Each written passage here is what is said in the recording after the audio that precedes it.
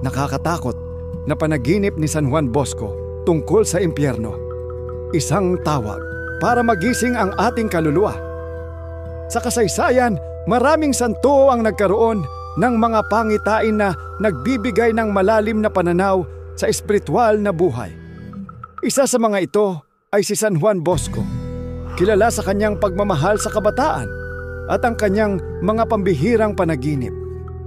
Kabilang dito ang mga nakakapangilabot na pangitain tungkol sa impyerno, na layuning gugisingin tayo at ibalik sa landas ng kaligtasan. Ngayon, tatalakayin natin ang mga panaginip na ito at ang mga aral na hatid nito sa atin. Si San Juan Bosco o Don Bosco ay isang paring Italyano noong ika-19 na siglo na nag-alay ng kanyang buhay para akayin ang mga kabataan tungo sa kabanalan. Madalas siyang binibigyan ng Diyos ng mga malinaw na panaginip na puno ng mensaheng makalangit. Hindi lang para sa kanya ang mga panaginip na ito, kundi aral para sa ating lahat. Kabilang sa pinakakapansin-pansin ay ang kanyang mga panaginip tungkol sa impyerno, mga makapangyarihang paalala sa bunga ng kasalanan. Sa isa sa kanyang mga panaginip, nakita ni Don Bosco ang isang malawak, maganda at masayang daan na puno ng makamundong kasiyahan. Napakakaakit, madaling tahakin, ngunit sa dulo nito ay isang nakakatakot na bangin. Walang tigil ang paghulog ng mga kaluluwa sa kailaliman nito. Napagtanto niya na ang daang iyon ay sumisimbolo sa tukso ng kasalanan. Kaakit-akit sa simula, ngunit nauuwi sa walang hanggang pagkakahiwalay sa Diyos. Nakita rin niya ang ilan sa kanyang mga estudyante sa daang ito na labis na dumurog sa kanyang puso. Ang panaginip na ito ay nagtatanong, tayo ba'y nasa malapad na daan o pinipili natin ang makipot na landas ng kabutihan? Isa pang panaginip ang nagpakita ng isang napakalaking pugon ng apoy, ang realidad ng impyerno. Mga kaluluwa ang nagdurusa sa matinding paghihirap, hindi kayang ilarawan ang sakit at pagdurusa. Ito ang mga kaluluwang namatay sa mortal na kasalanan, hindi nagsisi sa kanilang mga pagkakamali. Isinalarawan ni Don Bosco ang mga dinagpis ng pagsisisi ng mga kaluluwang ito. Ngunit ang kanilang pag-iyak ay hindi dahil sa pagmamahal sa Diyos, kundi dahil sa parusa. Ang mas nakakapangilabot pa, nakilala niya ang ilang mga mukha sa kanila. Isipin mo, paano kung makakita ka ng kakilala o higit pa ang iyong sarili sa ganitong sitwasyon? Sa isa pang panaginip, nakita ni Don Bosco ang isang parang napuno ng mga patibong.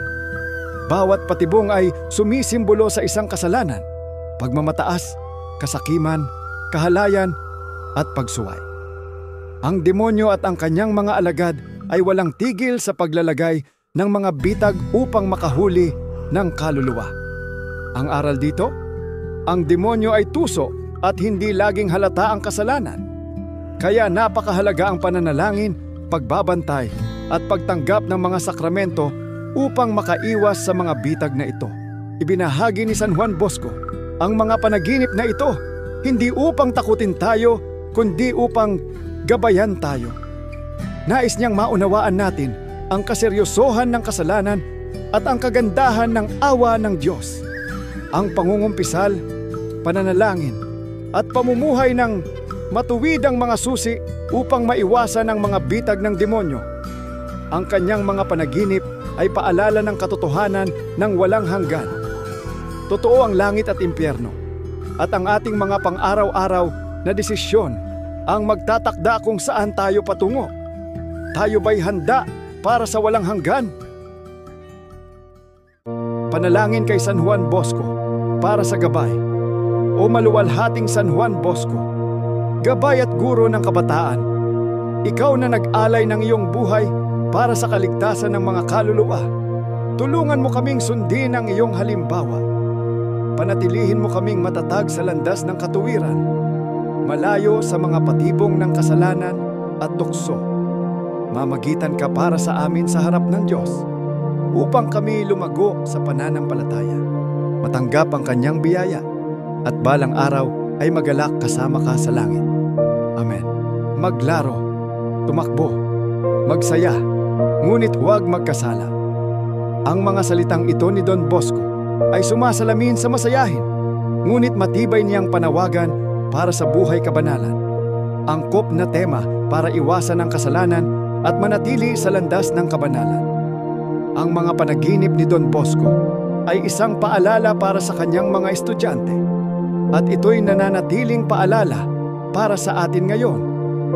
Kung ang nilalaman ng video na ito ay nakapagbigay inspirasyon sa iyo, maglaan ng sandali upang pagnilayan ang iyong espiritual na buhay. San Juan Bosco, ipanalangin mo kami. Maria, Ina ng Kristiyano, ipanalangin mo kami. Kung nagustuhan mo ang video na ito, huwag kalimutang mag-like, mag-subscribe, at ibahagi ito sa iba na maaaring nangangailangan ng mensaheng ito. Magpatuloy tayong maglakbay sa landas ng pananampalataya. Hanggang sa muli!